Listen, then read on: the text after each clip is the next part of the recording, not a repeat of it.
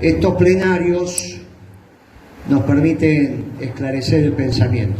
Cada uno de nosotros que habló nos permite llevarnos un flujo de ideas que después nos facilitan el debate con los adversarios políticos y también con los enemigos, porque tenemos adversarios y tenemos enemigos.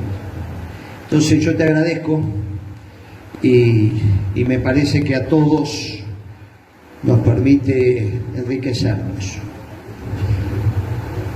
Primero, nosotros estamos planteando la reindustrialización de la Argentina.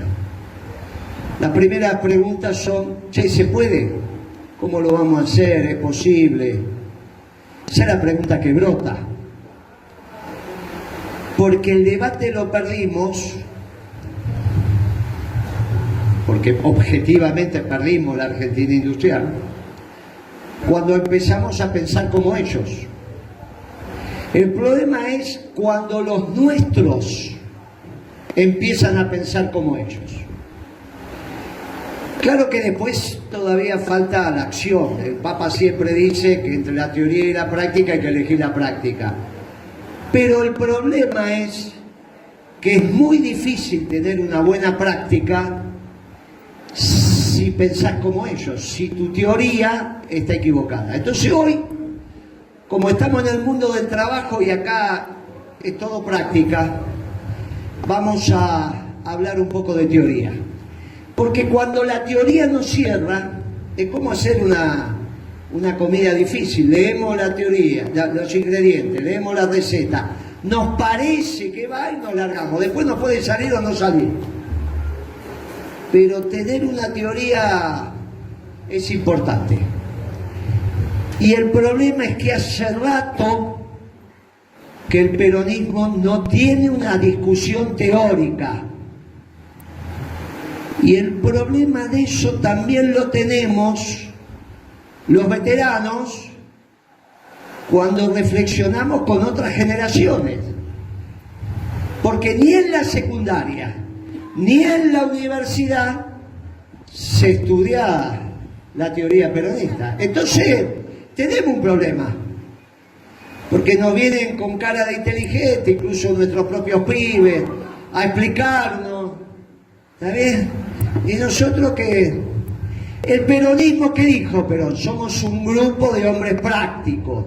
Muy importante, nunca lo vamos a dejar de ser. Porque lo vuelvo a repetir, entre la práctica y la teoría, elegimos la práctica. Ahora, el problema es que al no tener una teoría a veces desarrollada, no porque no esté, sino porque dejamos de ser orgullosamente peronistas. Y entonces, distintas teorías que no tienen que ver con nuestro pensamiento se fueron haciendo carne. Y esto es un problema. Por lo tanto, vamos a hablar un poco de teoría.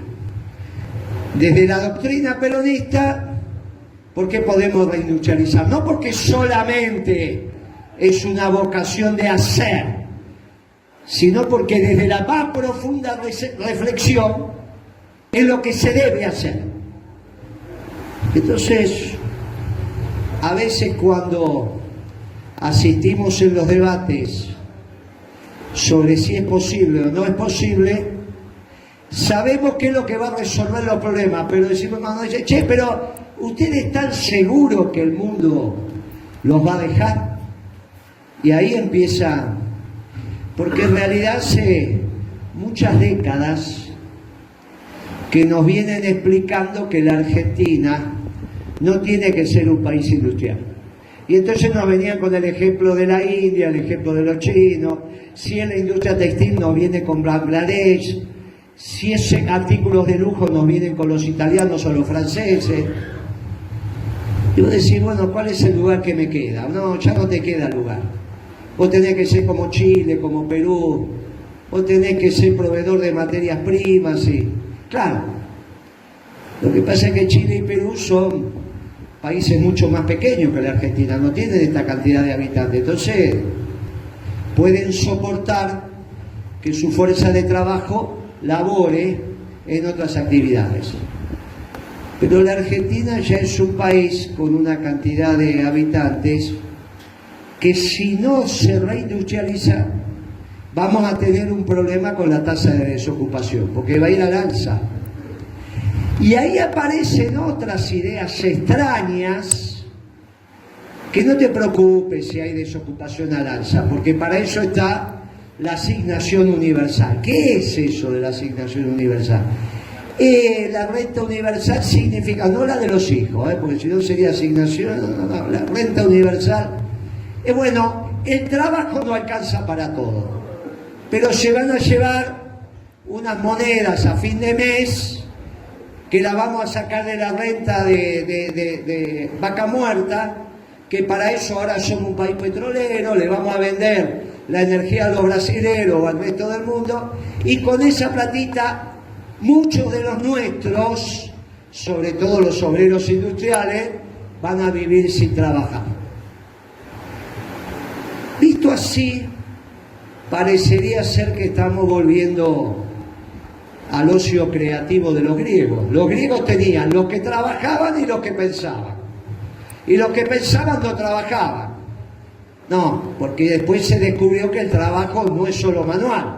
El trabajo intelectual, el pensar, el reflexionar, el hacer, también es trabajo. O sea que eso del ocio creativo, la creación también es trabajar. Acá te quieren simplemente siendo una persona pasiva, porque siendo una persona pasiva, por ejemplo, no participas en un sindicato, porque los sindicatos no van a ir a buscar a los trabajadores a su casa, los encuentran en el lugar de trabajo, en su fábrica, en su... Muchacho, la desorganización, ya lo sabemos, eso lo dijo la primera compañera que habló, nos llevó a una sociedad muy complicada. La sociedad organizada es una sociedad que toma decisiones y las aplica. La sociedad desorganizada hay que ver si puede tomar decisiones. ¿Qué es el poder? La capacidad de tomar decisiones y poder implementar la decisión. Si vos la pensás y no la podés ejecutar, no hay poder. Por eso el poder es una situación que se discute y es muy tensa la discusión con el poder. Porque una vez que tenés el poder, las decisiones las podés aplicar. Por eso la discusión fuerte es sobre el poder. ¿Cuál es la capacidad del movimiento obrero para tener poder? La organización. La desorganización debilita.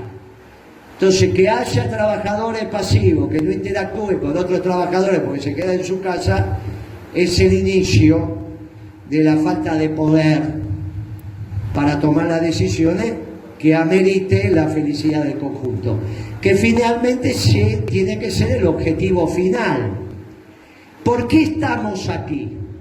Y alguno dijo, miren muchachos, estamos aquí con calor, porque el impulso inicial, que es de juntarnos un 23 a la tarde con calor, te lo da el objetivo final. ¿Cuál es nuestro objetivo final? La comunidad organizada, que es lo que nosotros pensamos que nos va a permitir que este país contenga a todos sus hijos. ¿Qué significa contener a todos sus hijos? Que van a ser niños felices. Bueno, eso es muy importante, que van a tener su educación, su trabajo, su familia, sus vacaciones, su bienestar.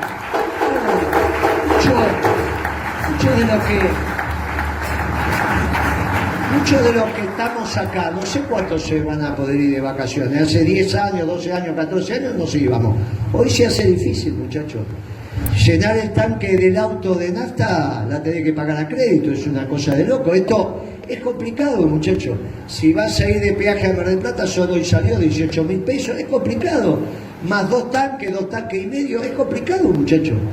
Para un sueldo promedio de la Argentina es complicado. Entonces, no es tan complejo entender lo que es la felicidad. Ahora, sí es más complejo saber si podemos reindustrializar la Argentina. Entonces uno dice, mirá, el mundo que te decía que la Argentina no podía ser industrial, y esto es muy importante, se terminó.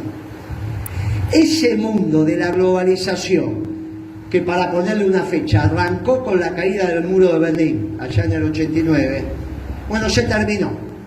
Primero vibró con la primera elección de Trump, allá en el 17, enero del 17, cuando asumió, y ahora ya le dieron el golpe de Fulca. Ya nadie habla de la globalización.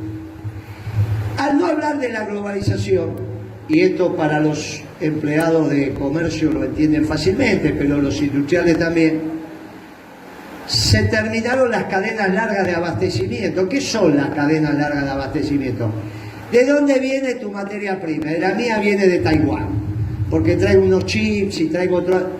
Ah, qué divertido, total, el barco venía, entraba por Iquique, pasaba por acá, lo agarraban unos camiones.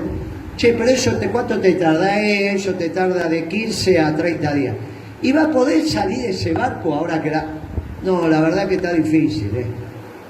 Tan difícil que ayer Trump le dijo a los panameños, cuidado lo que hacen con el canal de Panamá, porque si no, lo que hicimos a principio del siglo XX, ¿qué hizo Estados Unidos fin del siglo XIX, principio del siglo XX?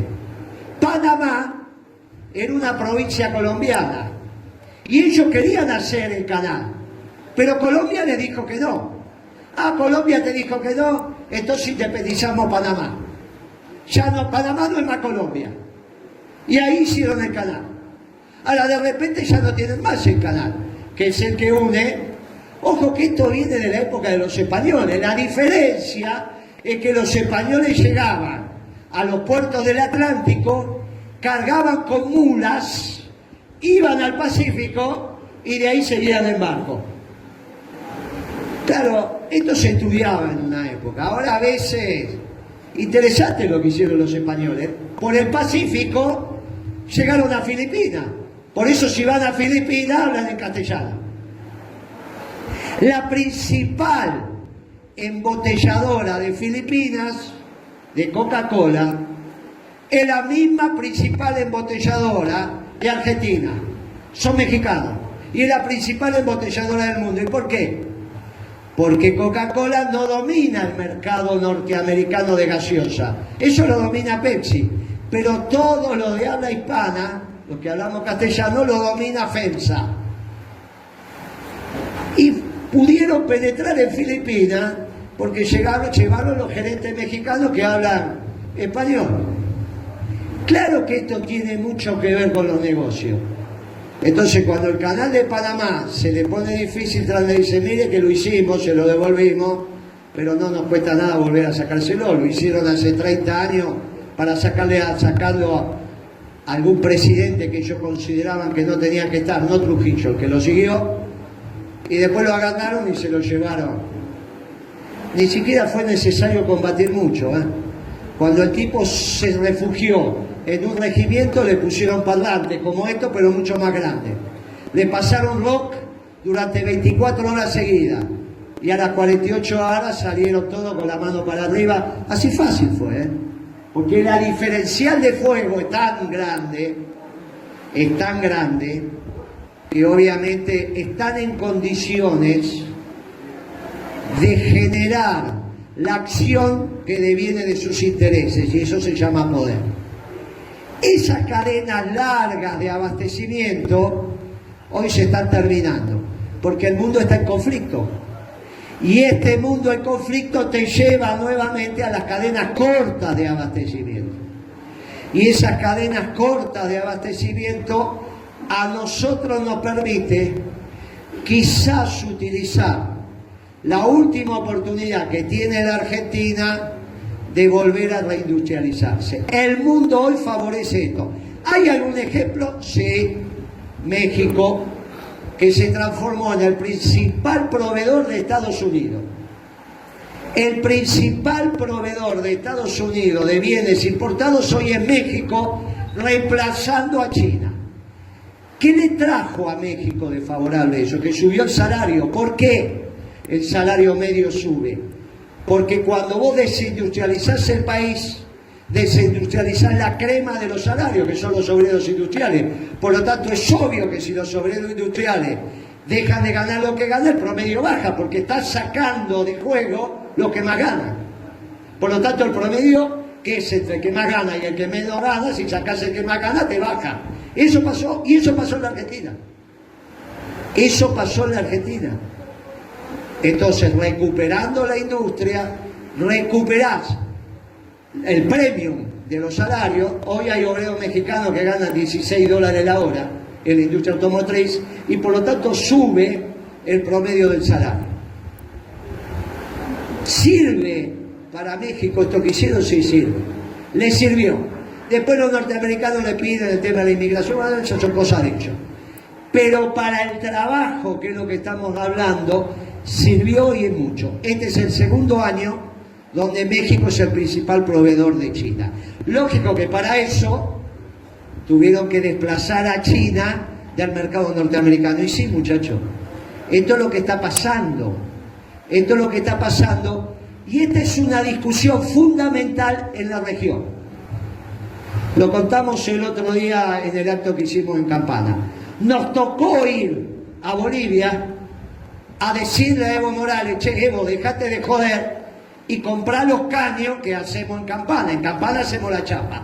Va para Lanús, en Lanús los muchachos sueldan el caño y son los caños con costura.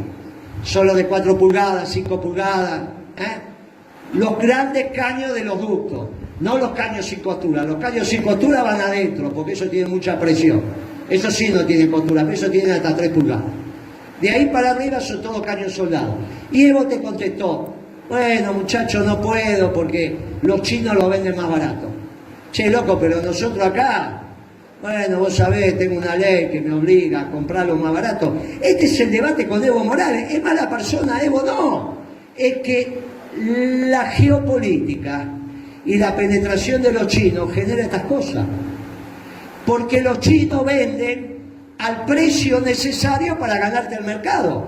No que tienen una lista de precios, no es como Luminagro. Che, está Luminagro, esta es la lista de precios, ponelo 20 más barato. Che, pero está debajo del costo en China, no importa, ahí aparece el Estado. Muchachos, por eso lo de hacer costo es tan importante. No solo para la Argentina, para el mundo. Porque los costos de los chinos, cuando los fuimos a estudiar, yo mandé 2 delegaciones, 2 misiones, 2 años seguidos. Lamentablemente la que puse a conducir la misión se nos murió, si no sería ella la que tendría que estar hablando acá. Fue comercio y fue industria. La organicé yo porque era el que tenía el contacto con las empresas acá que están en China. Le dije: muchachos, vamos a ir a estudiar allá. Ármenme en todo. Ármenme en todo para estudiar los costos. Cuando estudiamos los costos, no el precio de venta, porque el precio de venta de los chinos es el costo del de acá. Yo fui a estudiar los costos allá. No había mucha distancia. Ustedes piensan que los chinos son todos fenómenos, que qué sé yo. Ridículo. Son igual que nosotros. La diferencia es que tienen la energía subsidiada, muy barata, y la mano de obra estaba un poco más barato, pero con una productividad mucho menor. Los nuestros, haciendo acero, son muy superiores a los chinos. Lo que pasa es que a este, ¿cómo hace para alimentarlo con un platito de arroz? A ver, ¿cómo hace? A los 3 días está la esposa por ahí, pregúntele lo que come.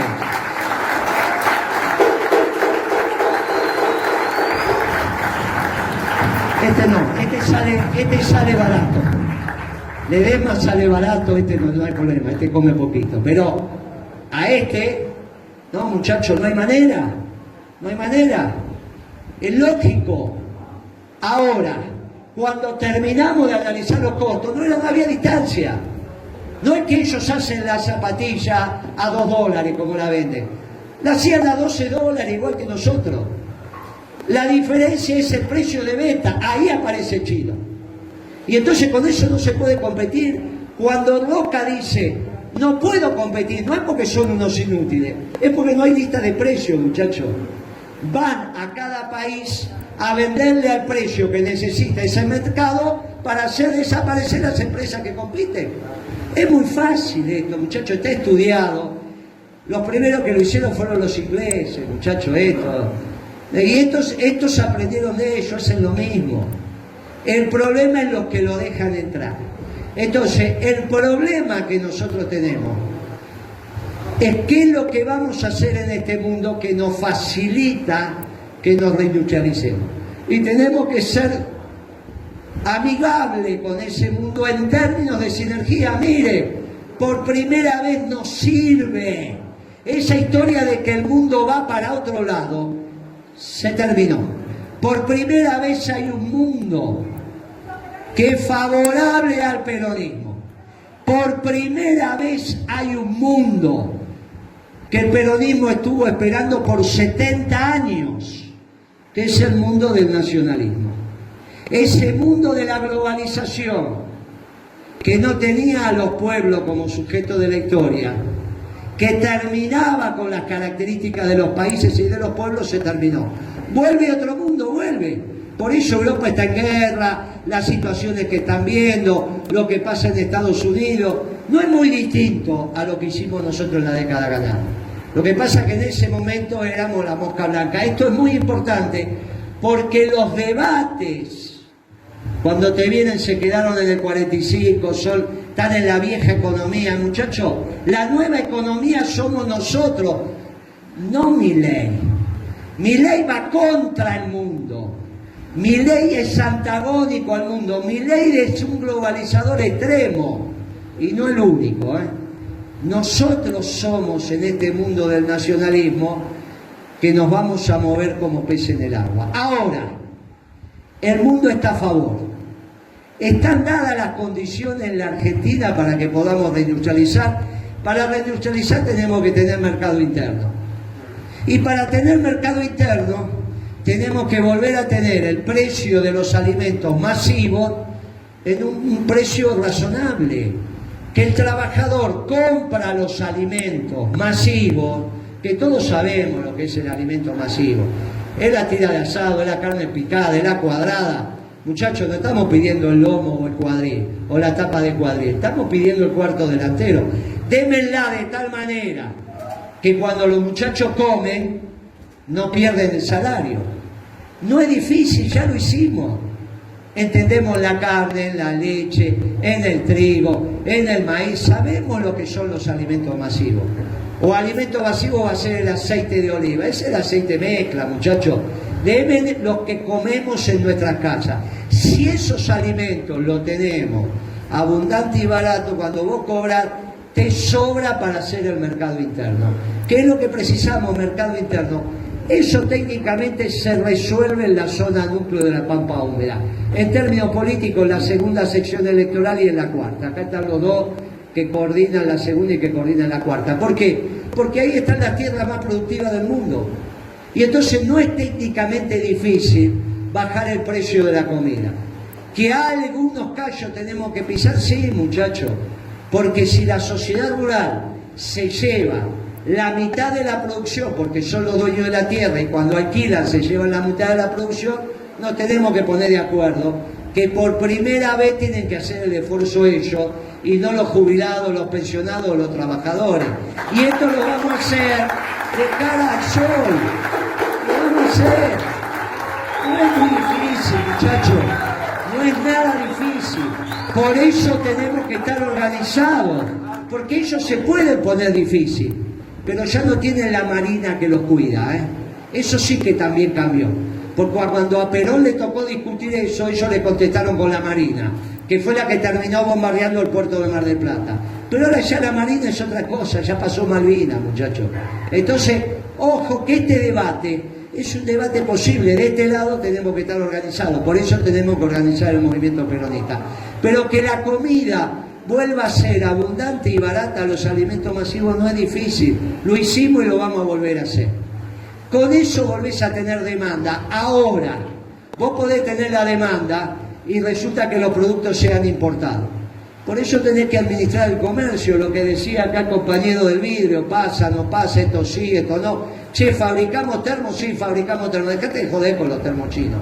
Porque son 200, 300, 400 muchachos que dejan de trabajar, déjense de joder, ¿qué es lo que les pasa? Y con eso es la administración del comercio, que lo empezamos a hacer en el año 11, y ahora lo está haciendo todo el mundo, muchachos. ¿O qué está haciendo Trump en Estados Unidos si no lo que hicimos nosotros en el 2011? Él lo empezó a hacer 6 años después, Cuando nos decían que éramos el pasado, resulta que terminamos siendo el futuro.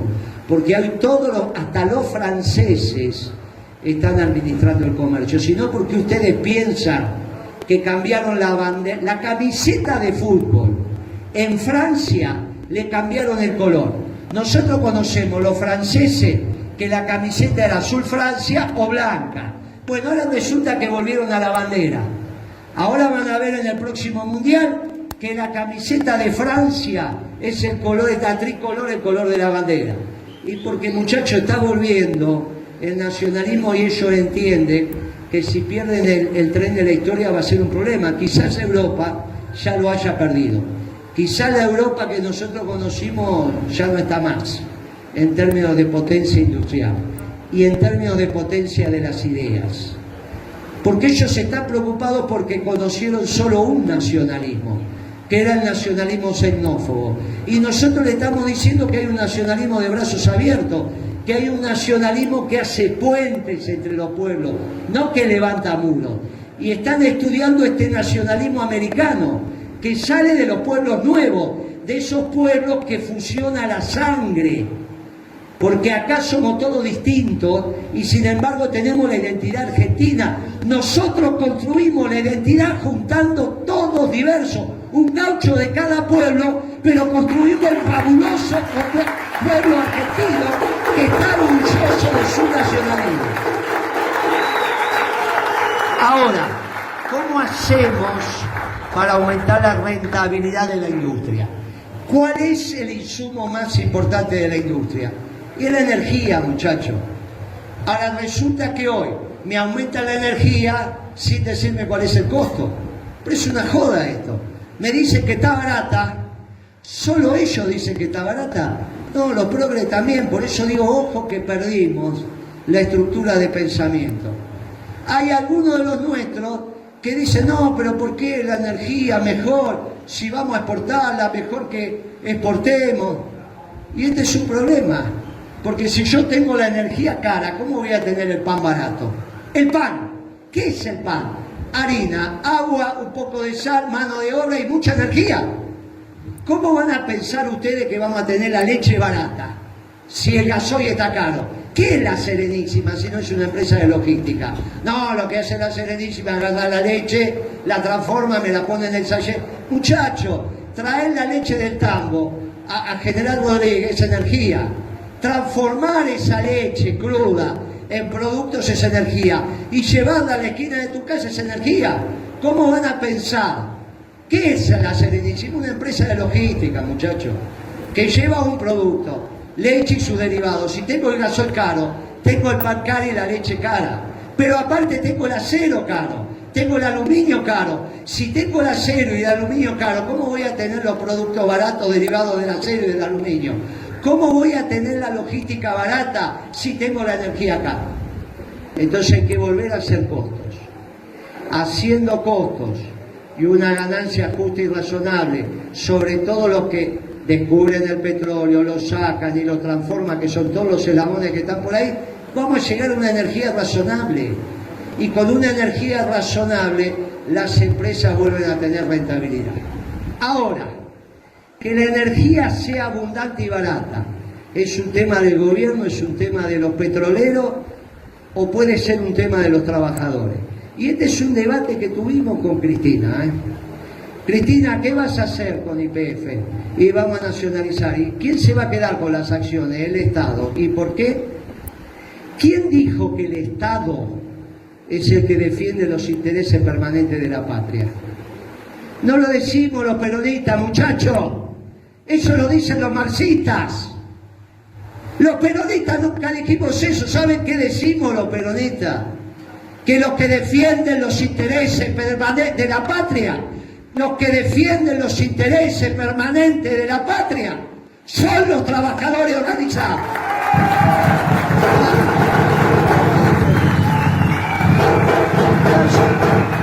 Miren qué diferencia. Miren qué diferencia. Si yo la pongo en manos del Estado, que parece que es sentido común, ¿no? Porque perdimos también la capacidad de pensar desde la doctrina. No, ¿y quién la va a tener? La tiene que tener el Estado. Y si gana Macri las elecciones, ¿qué hacemos? Y si después Macri pone de ministro de Energía a Aranguren, que es un anglófilo, ¿qué hacemos? Por suerte que eso no pasó. Claro. Miren si hubiese pasado. Que Macri ganaba la elección y Aranguren era ministro. Y ponía a un amigo de él al frente de YPF. Se la sacamos a los españoles para dársela a los ingleses. ¿Cuál es la gracia de esto? ¿Cómo hacemos para que esto no pase nunca más? Tenemos partido único. Dejamos de decir, ahora gana el peronismo y solamente hay un solo partido que es el peronista. No, muchachos, porque nosotros somos profundamente democráticos y las elecciones se pueden ganar o se pueden perder. Lo que tenés que cambiar es de base la estructura económica, que acá en América Latina, Hispanoamérica, solo la cambió Perón. Solo la cambió Perón. Cuando uno dice, mirá que en la Argentina se come con tenedor y cuchillo, no es que no podés comer la empanada con la mano o es un problema de educación. Cuando uno dice tenedor y cuchillo, que hay que pinchar y cortar. Hay que pinchar y cortar, eso es lo que uno dice. Acá, desde que vino el peronismo, se pincha y se corta. Se pincha y se corta.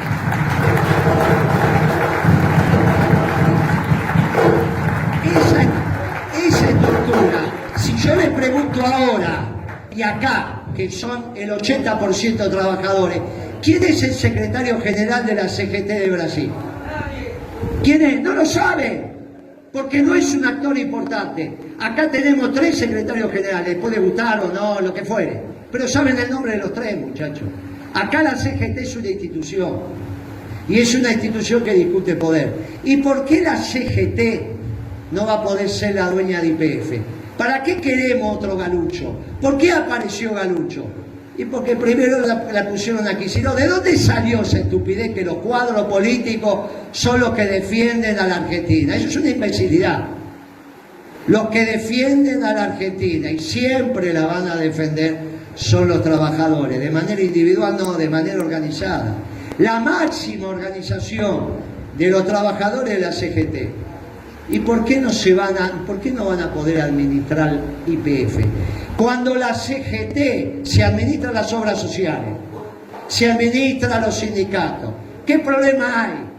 Que administre correctamente como propietario el petróleo de la Argentina, a través de la empresa más importante de la Argentina, donde el Estado tiene el 51% de las acciones. ¿Por qué no se la podemos ceder? Esto es lo que decimos en Principios y Valores. Tenemos que apostar a que los trabajadores organizados son los que van a saber lo que hay que hacer para revitalizar la Argentina. Y va a ser muy interesante, es muy interesante, esto no lo plantea nadie. La UOM va a querer energía barata o energía cara. Los petroleros es obvio lo que van a querer, muchachos. Ahora yo digo la UOM, digo Esmata, digo los vidrieros, digo los que hacen logística. Ahí tiene que estar el debate. Ahora, ¿y por qué van a fundir la compañía? ¿Para no tener más energía? Eso es imbécil. ¿Por qué no funden las obras sociales? Porque las saben administrar. Y quizás sea la manera más eficiente de dar salud en la Argentina. Yo lo estudié en comercio esto, Tardamos algunas semanas, pero hicimos, no es tan difícil evaluar la productividad en la salud. Muchachos, 3 enfermos, los mandamos, uno con la misma enfermedad, a que los mando enfermos y me los devuelven sanos, a un hospital público, a una obra social o a una prepaga. ¿Cuál es la más eficiente? Ah, qué interesante, se llevan una sorpresa cuando hacen esos estudios. Lo que pasa es que hay que hacer costo, ni ellos quieren hacer costo, y muchos muchachos del otro lado tampoco quieren hacer costo, porque vienen con esa historia de que todo tiene que ser estatal. Y Perón enseñó que el gobierno es un gobierno de esclavos de un pueblo libre. Nosotros queremos un pueblo libre.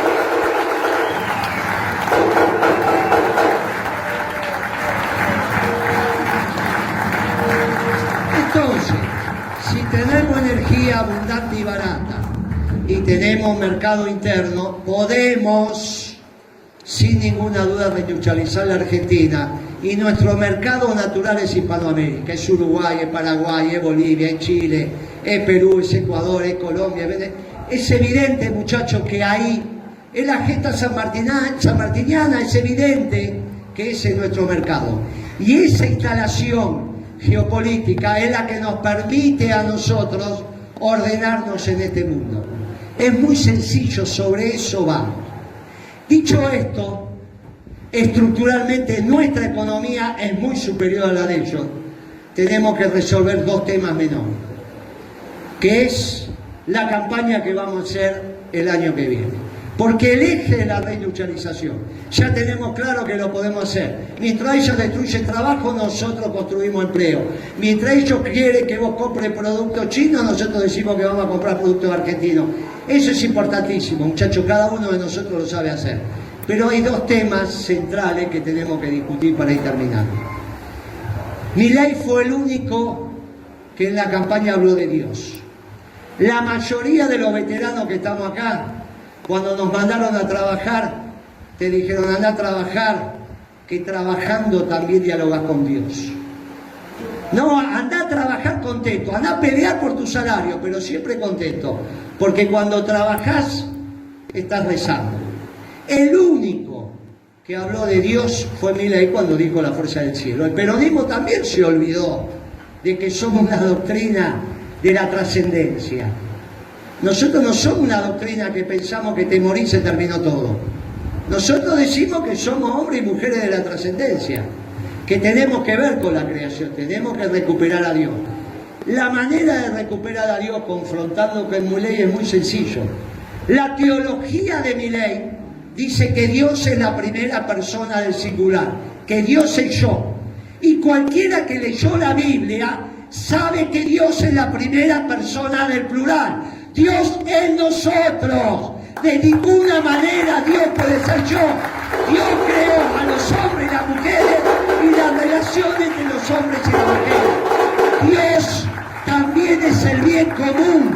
El bien común no es una construcción del demonio. Dios creó la relación entre los hombres y por lo tanto lo común entre los hombres. Y lo común entre los hombres y las mujeres es el bien. Por lo tanto, el bien común es una creación de Dios. Y la posibilidad de que exista el bien común es que exista la justicia social. ¿Qué relación puede haber entre un hiper rico que tenga todo y un hiper pobre que no tenga nada? Es ridículo. Por eso la justicia social es una derivación del bien común y es una creación de Dios. Por lo tanto, la justicia social también es una creación de Dios. Los que tenemos la teología correcta somos los peronistas y no los libertarios. Es muy fácil de decir.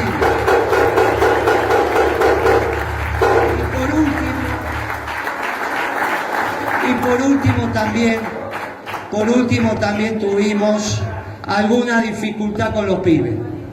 Con los pibes, muchachos, lo estamos recuperando. Ninguno de acá es que volvemos a enamorar a los pibes, nos enamora la doctrina.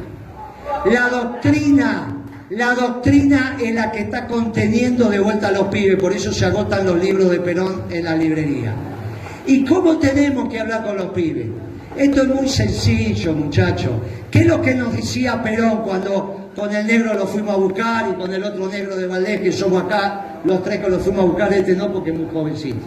Este no, pero los que tenemos edad para ir a buscar. Porque Perón nos hablaba de revolución, muchachos. ¿Qué problema tenemos los peronistas de decir que vamos a revolucionar la Argentina? Ninguna. Los pibes están viendo una Argentina absolutamente injusta. Lo que hay que discutir con los pibes es qué revolución es posible y qué revolución es utópica. Y los pibes se dan cuenta que la revolución peronista es posible, porque los trabajadores son peronistas y los pueblos son los sujetos de la historia. No tengamos miedo de decirle a nuestros jóvenes que a pesar de que peinamos cana, nosotros seguimos siendo revolucionarios con una doctrina profundamente revolucionaria. Profundamente revolucionaria. Una doctrina que en la marcha Evita Capitana dice: para todos los pueblos del mundo, una revolución de amor y paz. Y esto es lo que le vamos a decir a nuestros